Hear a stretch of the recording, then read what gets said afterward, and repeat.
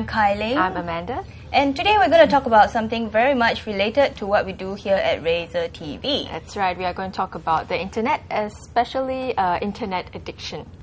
And here to share the burden with us, Dr. Adrian Wang from Gleneagles Hospital, and Mr. Bernard Tan, a full-time gamer and a part-time operations manager.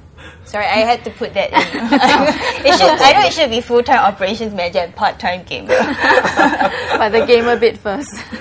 Yeah. So first we'll take a look at this new drug that is trapping youths all over the world. All hooked up in a bid to disconnect. This is the reality for many youths in China who got too wired in virtual reality. A recent research showed that 42% of Chinese youths polled felt addicted to the web. In fact, the situation has grown so dire that the Chinese Health Ministry has classified internet addiction as a clinical disorder. And Singapore is not spared from the internet bug. In a paper published by the Academy of Medicine, 1 in 5 students admitted to being constantly online and for at least 5 hours a day. Doctors at the Institute of Mental Health and the National University Hospital said they are treating a new addict every month, while 5 psychologists in private practice reported a 30% increase from 5 years ago. Another said she's seeing 5 times as many patients as she did in 2002. Internet addiction can be classified into 5 types: cybersex addiction, cyber relationship addiction, obsessive online gambling, shopping or trading, compulsive web surfing, and obsessive computer game playing. While the Chinese government has resorted to boot camps and medication to bring their youth back to the real world, there are many who still question whether internet addiction is a clinical disorder. After all, they argued, plenty of people spend more time watching television or working, and all they got were being called couch potatoes and workaholics. So is internet overuse just a bad habit or a disorder?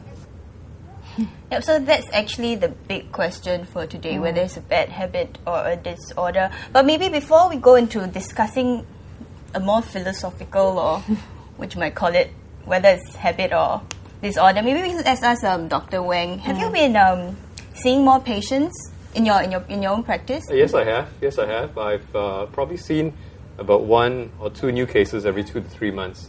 And what's interesting is that I see the whole age range. It's people with this problem we think are probably teenagers or young adults, but I find that it's not just them. It's primary school kids, it's housewives, it's middle-aged professionals. So it's far more wide-ranging than we think it is. What about gender? Does it a male more? Well, it depends. Well, as we saw, there are different types of addiction. So, for example, cyber sex addiction, that's more men. But gaming, it's both guys as well as girls.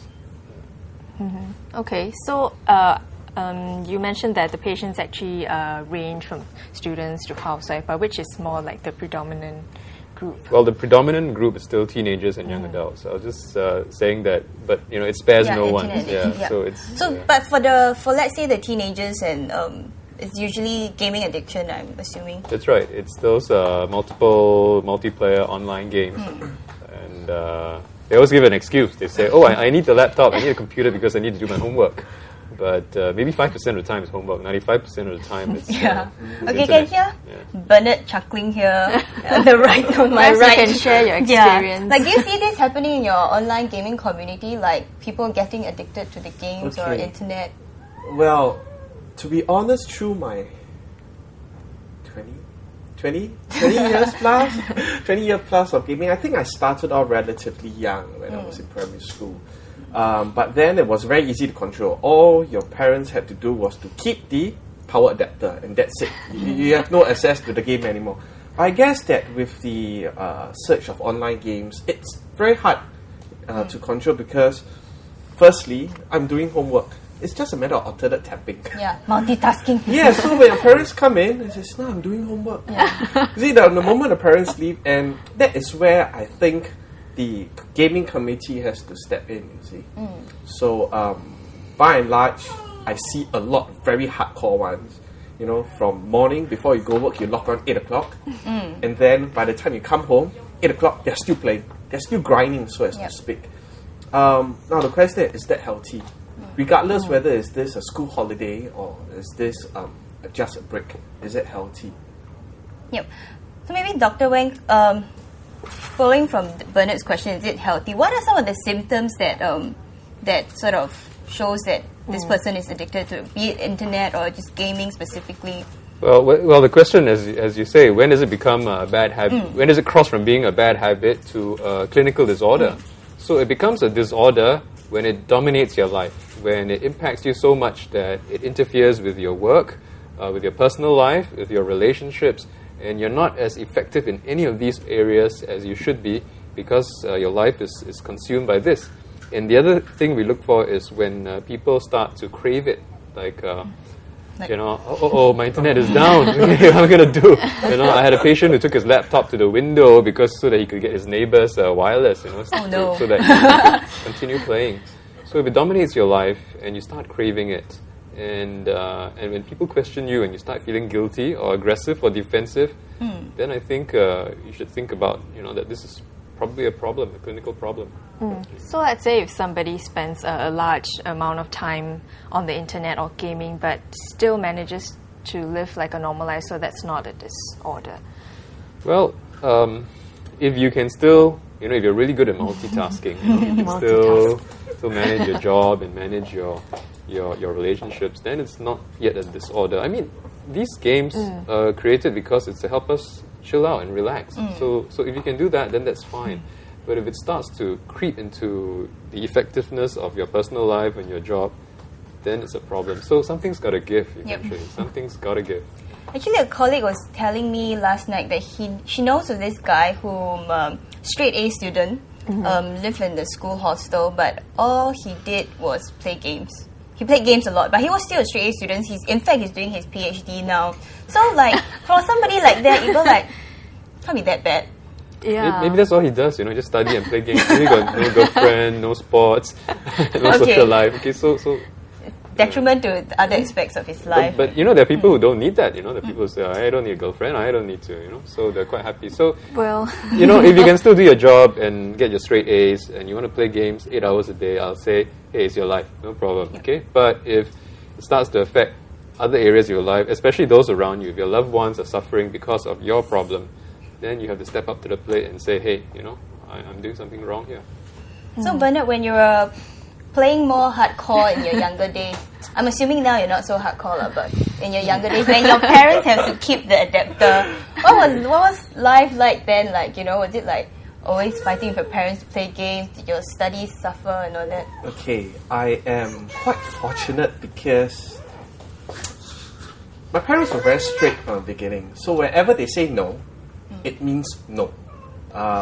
I can try to sneak my way, to pick the lock, get the adapter out, and then sneak it back in before they come back. But they are smart.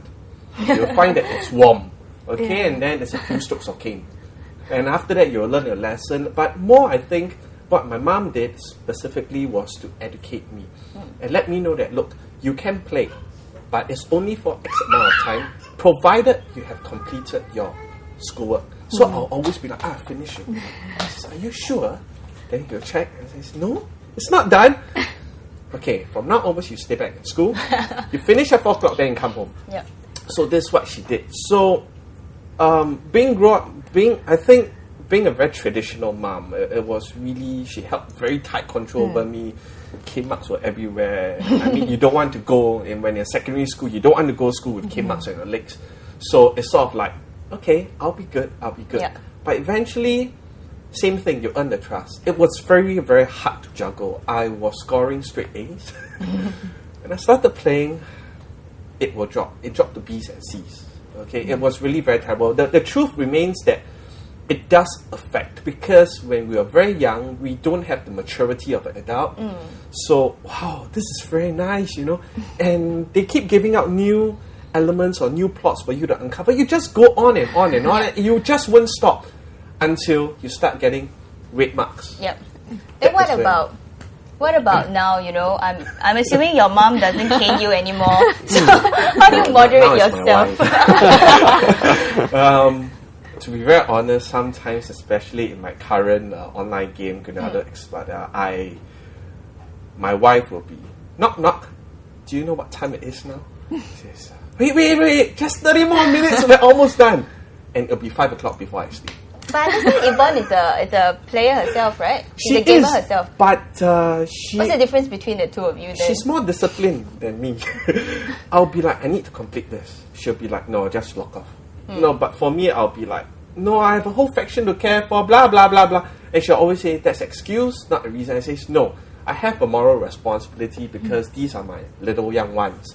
And sometimes they do have problems, they come. So it's like Big Brother. Yeah. So that's how I run the faction that I created. So, well, I guess that's the main difference. For her, gaming is just a subset of life. You know, it's just an entertainment. But for me, it's your life. Okay, we've heard about the physical pains that Bernard had to go through, for the caning and all that. But when it comes to internet addiction itself, what are some of the is it potentially dangerous? I mean, both physically and mentally? Well, we've all heard of those stories about people actually collapsing and dying because of their addiction. Fortunately, that's very rare. But I have seen cases. I remember I saw a polytechnic student, and when he came to see me, he looked like Jesus because his hair was this long and he had a beard. And his father was a military man. He was a disciplinarian. His father said, "Look at my son. He's not going to school. He's not eating. He's lost weight." And Bernard said about said when you were younger, your parents would discipline you. So this guy tries to discipline his son, and the son would fight with him. Whoa! He's 18 or 19, so they would get into a physical fight. So that was really quite an extreme situation. So yes, it has physical consequences. You can be fatigued. When you don't get enough sleep, you don't get enough to eat. It can be quite devastating. What about mentally? Do they really? Well, a bit cuckoo or... You won't go cuckoo. No. But people with an addiction usually have an underlying problem. You see, we develop an addiction because we have an issue in our life. Maybe I have a self-esteem problem. Maybe I have no friends. Maybe I'm depressed. Maybe I'm unhappy in my family. Maybe I'm not so good in school, but I'm a champion in my game. So we have all these unhappy issues in our life, and we compensate for it by going online. You see, so the psychological consequences would be all these issues: your depression, your anxiety, your esteem problems. They worsen and worsen because your defense is to just withdraw and get online. That's your life now. So, what is the best way to treat this kind of patients? Is it the best way is to cut off the internet access, or? You see what Bernard said. When you were younger, your parents cane you. Nowadays, if you but that works. See, that works. And also, you were probably a sensible guy. But nowadays, if you cane your child, somebody will call police. So you can't really do that. But when dealing with addiction, if you try to counsel and talk to the person, usually the person who's addicted is in complete denial. They'll say, I don't have a problem. I can control. So you have to externally do something about it. And that means it does involve the use of some physical force. I'm not saying caning, but but you may have to physically disconnect your internet connection. Okay. And in really severe cases, you have to hospitalize the patient. You have to take him out of the environment and put him in a psychiatric hospital. So the disconnecting sort of brings us to the next question. So does cold turkey work? Yes, in this case, it's like cold turkey for smoking or drugs? Yes, it does. Because there's no other way. You try to warm turkey and slowly, sayang, and coax the person into it. That takes 6 months. Cold turkey, 1 week. Yeah. But they might relapse, right? Yeah. Yes. So the cold turkey is to get the person out of the rut. And then we look at the issues that why this person is having an addiction. I mentioned all those things. Is it a relationship issues at school, problems with his schoolwork, unhappy marriage, unhappy family? So we have to deal with all these trigger factors. What's driving the addiction? So we look at these things, we try to eliminate that, and then at the same time we help him come to terms with the fact that he does have an addiction. Cold turkey obviously worked for Bernard for a while. It did, but I guess what was more important was I think it boils down to the kind of education or the kind of upbringing that you have.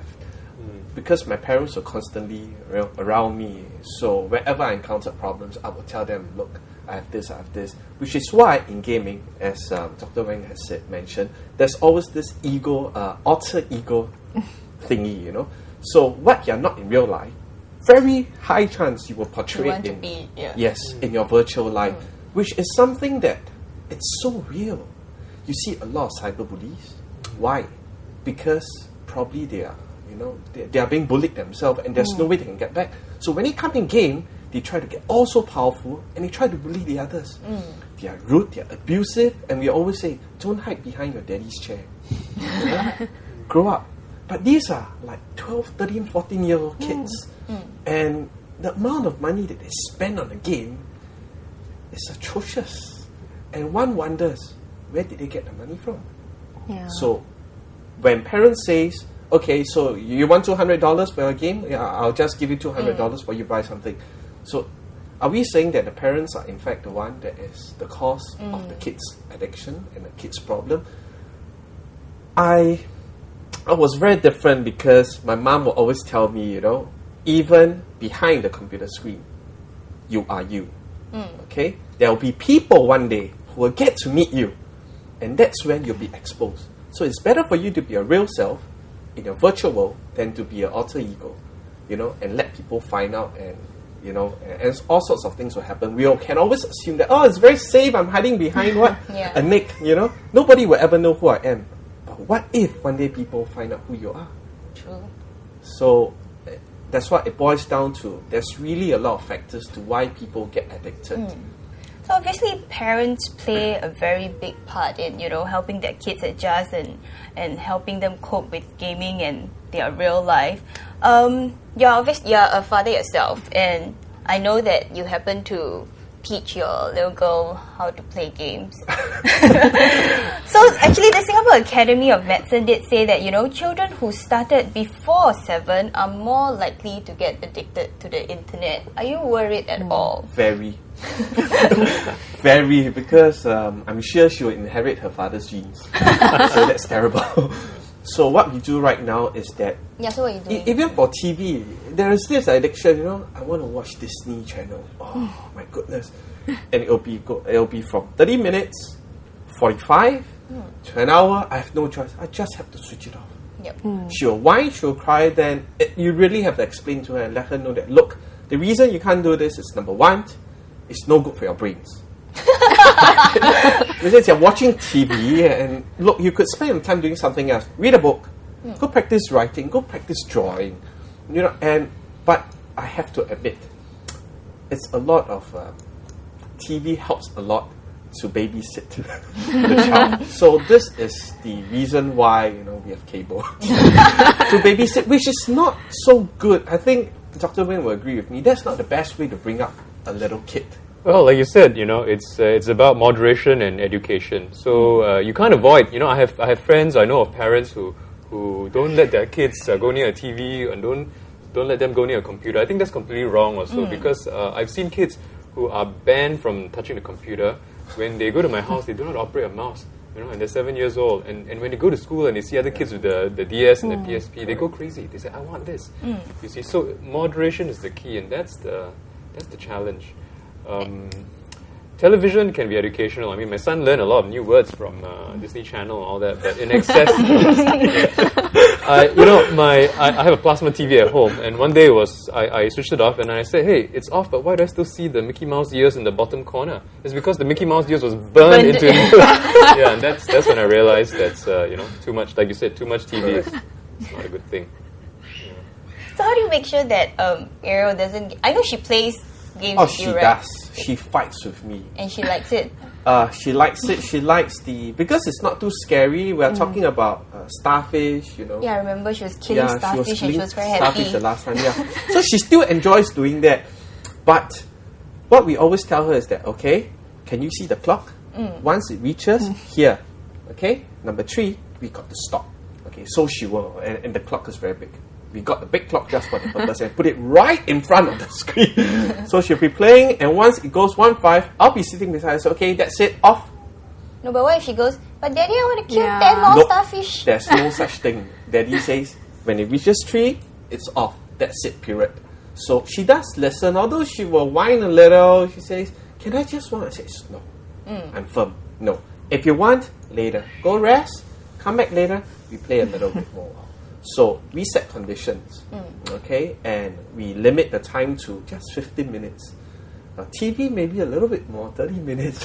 But online gaming, it's 15. Just to let her get used, because we believe in the coordination thing, in the motor skills, because it's so small, she has to click on them. So that trains her, and I'm pretty proud of her in that sense. Okay. On that note, maybe we'll go for a reboot. Restart. We'll come back later for more.